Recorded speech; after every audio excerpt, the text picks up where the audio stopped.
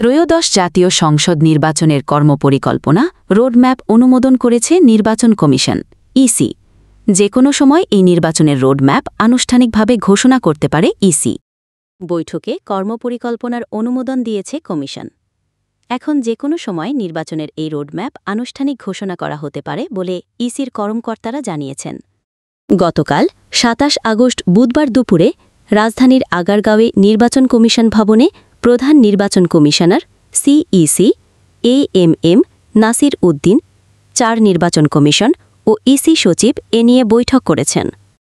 এ বিষয়ে নির্বাচন কমিশনার আনোয়ারুল ইসলাম সরকার বলেন, কর্মপরিকল্পনার সবকিছু চূড়ান্ত হয়ে গেছে, অনুমোদন হয়েছে, এখন শুধু টাইপিং চলছে।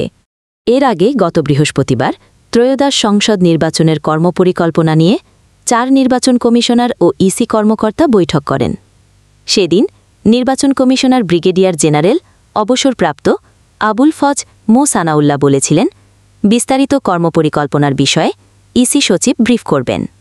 ১৮ আগস্ট ইসির সিনিয়র সচিব আক্তার আহমেদ বলেছিলেন, একটা কর্মপরিকল্পনার নির্বাচনী রোডম্যাপ বিষয়ে বলেছিলাম, আমরা এই সপ্তাহে এটা করব।